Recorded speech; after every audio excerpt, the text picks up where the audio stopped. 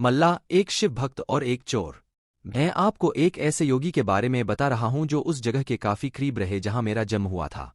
मैंने उनके बारे में सुना था और उस घटना के बारे में भी जो वहां हुई थी, पर युवावस्था में मैंने इस ओर ज्यादा ध्यान नहीं दिया।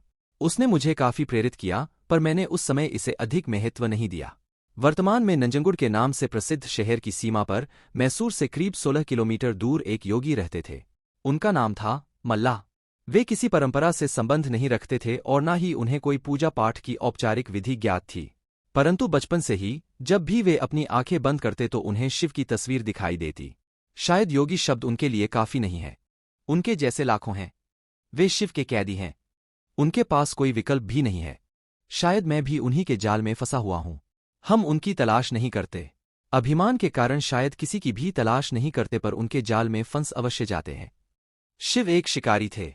वे सिर्फ जानवरों को ही अपने जाल में नहीं फंसाते थे, अपितु इंसानों को भी अपने जाल में फंसा लेते थे।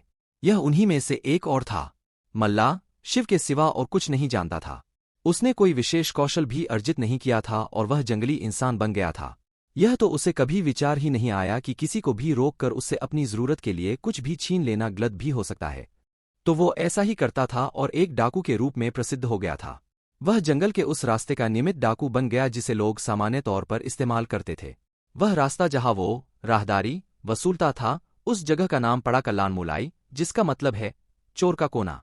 शुरू में लोगों ने उसे धिक्कारा, पर साल के अंत में लोगों से इकट्ठा किए एक एक पैसे को वो महाशिवरात्रि मनाने में खर्च कर देता था। वह एक बड़ा भोज आयोजित करता। कुछ सालों बाद लोगों ने उसे एक महान योगी के रूप में पहचाना और स्वेच्छा से योगदान करने लगे। और जो ऐसा ना करते, उन्हें योगदान देने के लिए प्रोत्साहित करने का भी उसे कोई पछतावा नहीं था। कुछ सालों बाद दो योगी जो आपस में भाई थे, इस रास्ते से गुजर रहे थे। उन्होंने इस आदमी को देखा जो डाकू तो था, पर एक महान योगी भी था। उन्होंने कहा, तुम्हारा भक्ति भाव अद्भुत है, पर तुम्हारे तौर तरीकों से लोगों को कष्ट होता है। उसने कहा, मैं यह शिव के लिए करता हूं, इसमें दिक्कत क्या है?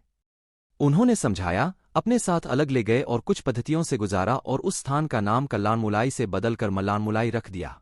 आज भी यह स्थान मल्लान मुलाई के नाम से ही जाना जाता है। और जो महाशिवरात्रि वो मनाते थे वो आज एक विशाल संस्थान के रूप में विकसित हो गया है। डकैती छोड़ के इन योगियों के साथ बैठने के करीब 1.5 साल बाद ही उन्होंने महासमाधि प्राप्त कर ली। मल्लाह को इस प्रकार मुक्त करवाने के बाद दोनों योगियों ने भी उसी दिन अपने शरीर छोड़ दिया। कबिनी नदी के किनारे इन लोगों के लिए एक खूबसूरत तीर्थ स्थान निर्मित है, जिसे आज भी मल्लान मुलाई के नाम से जाना जाता है।